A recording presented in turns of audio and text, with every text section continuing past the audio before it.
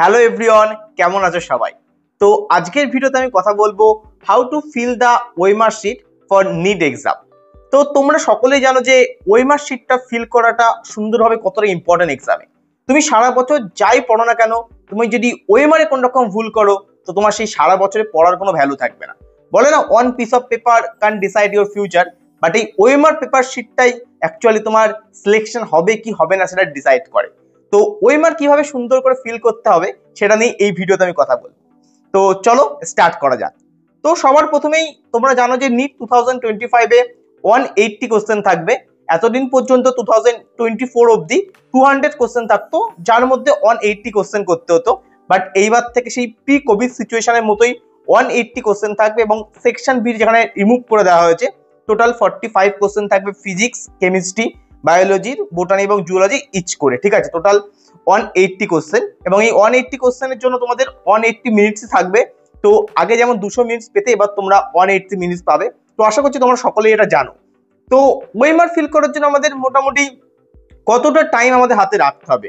তো ওয়েমার ফিল করতে আমাদের 15 থেকে 20 মিনিটস টাইম তোমাদের হাতে রেখে তোমাদের কোশ্চেন পেপার সলভ করতে হবে। তো টোটাল যদি 180 মিনিট থাকে তো তোমাকে মোটামুটি 160 মিনিটস এর মধ্যে তোমাদের পুরো পেপার সলভ করতে হবে, যাতে তোমাদের 20 মিনিটস মতো টোটাল হাতে থাকে ওয়েমার ফিল করার জন্য।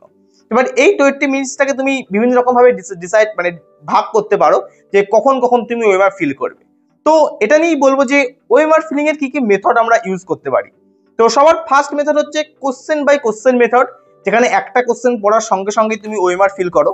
সেকেন্ড মেথড হচ্ছে আফটার কমপ্লিটিং অন সেকশন, মানে পুরো একটা ধরো ফিজিক্সের 45 কোশ্চেন রয়েছে, সেই পুরো 45 কোশ্চেন করলে তারপরে তুমি ওয়েমার ফিল করছো।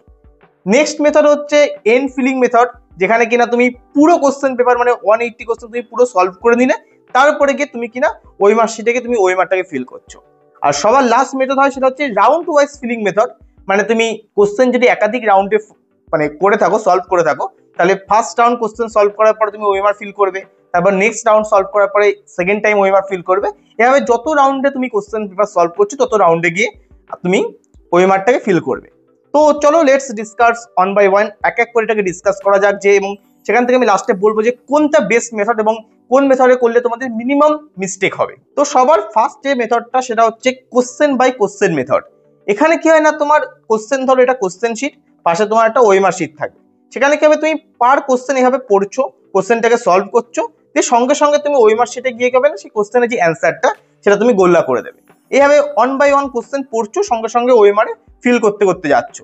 বাট এক্ষেত্রে মিস্টেক যেটা হয় বা এই করতে যে প্রবলেমটা তোমাকে ফেস করতে হয় সেটা হচ্ছে ফ্লো ব্রেক হতে পারে। মানে তুমি ধরো একটা কোশ্চেন করার সঙ্গে সঙ্গে যখন তুমি ওয়েমারে ফিল করতে যাবে না, তোমার এই যে ব্রেক, তোমার যে ফ্লো, যেটা পরপর রিদিমে কোশ্চেন করার যে ফ্লোটা সেটা তোমার আস্তে আস্তে ব্রেক হয়ে যাবে। অথবা কি হয় না, যেহেতু ওয়েমার শিট একদম তোমার পাশেই থাকে কোশ্চেন পেপারে, তো সেক্ষেত্রে অনেক সময় কি হয় না, এখান থেকে যখন তুমি ওখানে ওয়েমারে ফিল করতে যাবে তোমার ওয়েমার শিটে দাগ পড়ে যেতে পারে। আর তুমি জানো যে ওয়েমার শিটটা কতটা সেন্সিটিভ ব্যাপার, কারণ এটা তোমার মেশিনের দ্বারা একটা চেক করা হয়। তো কোনো রকম দাগ থাকলে অনেক সময় এটা ক্যান্সেল হয়ে যেতে পারে তোমার এক্সামে ওয়েমার শিটটা। তো খুবই সেন্সিটিভ ম্যাটার, তো খুব সুন্দর করে যত্ন করে পরীক্ষাতে রাখতে হয় এটাকে। তো ওই জন্যই কোশ্চেন বাই কোশ্চেন মেথডটা অতটা ভালো মেথড নয়। তো নেক্সট হচ্ছে কিনা সেকশন ওয়াইজ মেথড, এবং এটাই one of the best method. Section wise মেথডে কি হয় না, তুমি একটা কমপ্লিট সেকশন, মানে ধরো ফিজিক্সের 45 কোশ্চেন বা কেমিস্ট্রি 45 কোশ্চেন বা বায়োলজির যে কোনো 45 কোশ্চেন তুমি পুরো 45 কোশ্চেন সলভ করলে, বা 45 এর মধ্যে যতগুলো পারলে সেটা সলভ করলে, দিয়ে তুমি ওয়েমার শিটে গিয়ে পরপর যেগুলো হয়েছে সেগুলো তুমি ফিল করে দিলে।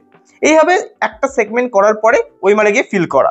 এতে কি হয়, তুমি প্রত্যেকটা সেকশন করার পরে 5 মিনিট টাইম তুমি ওয়েমার ফিলিং এর জন্য রাখবে, এবং টোটাল 4টে সেগমেন্টের জন্য টোটাল 4-5 20 মিনিটস তুমি টোটাল ওয়েমার ফিলিংসে দেবে। এবং এতে কি মিস্টেকটা যতটা সম্ভব এড়ানো যায়। এবং আরেকটা জিনিস সমস্যা, মানে মেন ভালো জিনিস যেটা, সেটা হচ্ছে যেহেতু তোমার একসঙ্গে তুমি সব পেপার ফিল করছো না, মানে পুরো ওয়েমারটা একসাথে ফিল করছো না, তো এতে তোমার কি হয় না, অনেকটা চাপ কম, এবং তোমার মনে হয় যে ঠিক আছে কিছুটা ওয়েমার তো ফিল করে রেখেছি, তো একসঙ্গে লাস্টে ফিল করার যে একটা চাপ সেটা তোমার থাকে না। তো one of the best method এটা।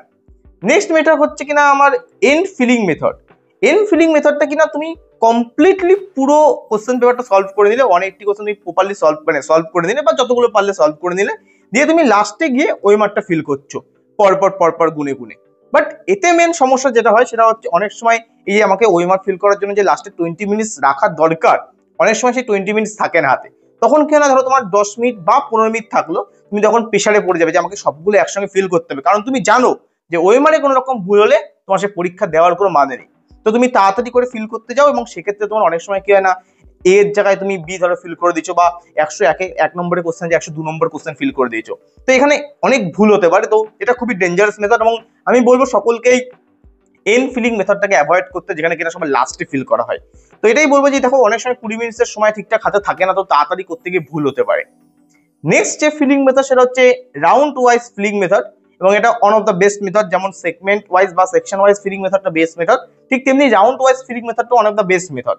রাউন্ড ওয়াইজ ফিলিং মেথড মানে কি, ধরো তুমি কোশ্চেন পেপারটা একাধিক রাউন্ডে করছো, এবং যেটা কিনা মেন ভালো জিনিস, যেটা যদি একাধিক রাউন্ডে কোশ্চেন পেপারটাকে সলভ করা।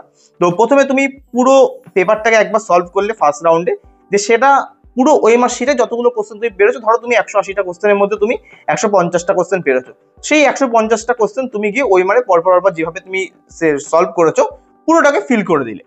তারপরে এবার সেকেন্ড রাউন্ডে যখন তুমি পেপারটাকে সলভ করবে, ধরো তোমার হাতে 25 থেকে 30টা কোশ্চেনই মাত্র বেঁচে থাকবে, এর থেকে বেশি বাঁচবে না, এবং যে কোশ্চেনগুলো বাঁচবে সেটা নয় হচ্ছে হার্ড কোশ্চেন, নয় তোমার লেন্দি কোশ্চেন। তো সেই কোশ্চেনগুলো সলভ করার জন্য তুমি কি করবে, এক একটা করে কোশ্চেন সলভ করবে, সঙ্গে সঙ্গে গিয়ে ওএমআর গিয়ে ফিল করবে। তো এক্ষেত্রে তোমার কি হয় না, অনেকটা হেডেক কমে, যেহেতু তুমি ফার্স্ট রাউন্ডে, ধরো তোমার ফার্স্ট রাউন্ডে 2 ঘন্টাতে তোমার ফার্স্ট রাউন্ড কমপ্লিট হয়ে গেছে, তো তারপরে তুমি 15 মিনিট টাইম দিয়ে পুরো পেপারটাকে আবার ফিল করে নিলে, দেখবে তোমার তারপরে 25 থেকে 30টা কোশ্চেন বাকি, ধরো তুমি 2 মিনিট করে একটা তোমার কোশ্চেন লাগলো বা 1 মিনিট করে লাগলো, সঙ্গে সঙ্গে গিয়ে গোল্লা গোল্লা পাকিয়ে নেবে। এতে খুব সুবিধা হয় করতে, এবং আমি পার্সোনালি এভাবেই করতাম লাস্টে গিয়ে। তো এটাই যে এক একটা কোশ্চেন লাস্টে গিয়ে ফিল করতে হবে। তো এই হলো টোটাল হচ্ছে আমাদের 4খানা মেথড, যার মধ্যে সবচেয়ে বেস্ট মেথড হচ্ছে সেকশন ওয়াইজ মেথড এবং হচ্ছে রাউন্ড ওয়াইজ মেথড। তো এটাই আমি বলবো যে তুমি প্রথমে প্রত্যেকটা মেথডই তোমার টেস্ট যখন তুমি দেবে, বাড়িতে হোক বা কোনো জায়গা থেকে টেস্ট সিরিজ নিয়েছো সেখানে গিয়ে টেস্ট দিচ্ছ, তো প্রত্যেকটা মেথডই তুমি প্রথমে বাড়িতে ট্রাই করো বা টেস্ট সিরিজে গিয়ে ট্রাই করো। তারপরে তুমি দেখো যে কোন মেথডটা তোমার পক্ষে সুইটেবল। দেখো আমার ক্ষেত্রে যেটা সুইটেবল তোমার ক্ষেত্রে নাও হতে পারে। আমার একটা বন্ধু আছে অতনু, সে হচ্ছে প্রতিটা কোশ্চেন সলভ করতে সঙ্গে সঙ্গে গিয়ে ওয়েমারে ফিল করতো, এতে ওর সুবিধা হতো নাকি, ওর নাকি একদম হেডেক থাকতো না যে লাস্টে কি আমার পুরো ওয়েমার ফিল করতে হবে। অনেকেরই থাকে টেনশন যে আমাকে লাস্টে যখন দেখে পুরো ওয়েমার ফাঁকা না, পুরো একদম হেডেক নিয়ে পড়ে, একদম টেনশনে চলে আসে। তো এটা ম্যান টু ম্যান ভ্যারি করে না, তো তুমি দেখো যে কোন মেথডটা তোমার পক্ষে সুইটেবল। যদি আমাকে বলো তো আমার চয়েস হচ্ছে সেকশন ওয়াইজ।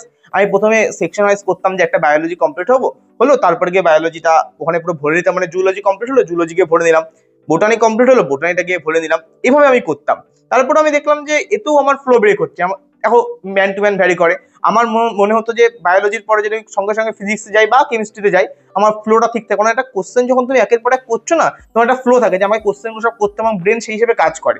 তো আমার মনে হতো যে আমি যদি বায়োলজির পরে যদি মানে বোটানির পরে যদি আমি 5 মিনিট টাইম বা 10 মিনিট টাইম আমি ব্রেক করি, তো ওক্ষেত্রে আমার ফ্লোটা ব্রেক হয়ে যায়। তাই আমি কি করতাম, পুরো রাউন্ড 1 পেপার সলভ করে আমি ওএমআর ফিল করতাম, তারপরে রাউন্ড 2তে আমি প্রত্যেকটা কোশ্চেন সলভ করতাম আর এক এক করে গিয়ে কোশ্চেনে গিয়ে ওএমআরটাকে ফিল করতাম। তো আমার ক্ষেত্রে এটা আমার বেস্ট মেথড মনে হতো। তো এটাই, এবং আমি লাস্টে নিতেও ঠিক এইভাবে রাউন্ড ওয়াইজ মেথডের মাধ্যমে কোশ্চেন সলভ করেছিলাম, আমার ক্ষেত্রে খুব ভালো লেগেছিল। তো তুমিও ট্রাই করে দেখতে পারো, এবং তোমার যেটা বেস্ট লাগবে তুমি সেক্ষেত্রে সেভাবে তুমি সেটাকে সলভ করতে পারো, এবং তুমি সেভাবে ওএমআর গিয়ে ফিল করতে পারো। তো এটাই, চলো দেখা হচ্ছে পরের কোনো ভিডিওতে। ভিডিওটা ভালো লাগলে অবশ্যই লাইক করো এবং বন্ধুদের সঙ্গে শেয়ার করো, এবং নেক্সট কি টপিকে ভিডিও চাও অবশ্যই জানিও কমেন্টে। তো চলো টাটা, ভালো করে পড়াশোনা করো, বেস্ট অফ লাক।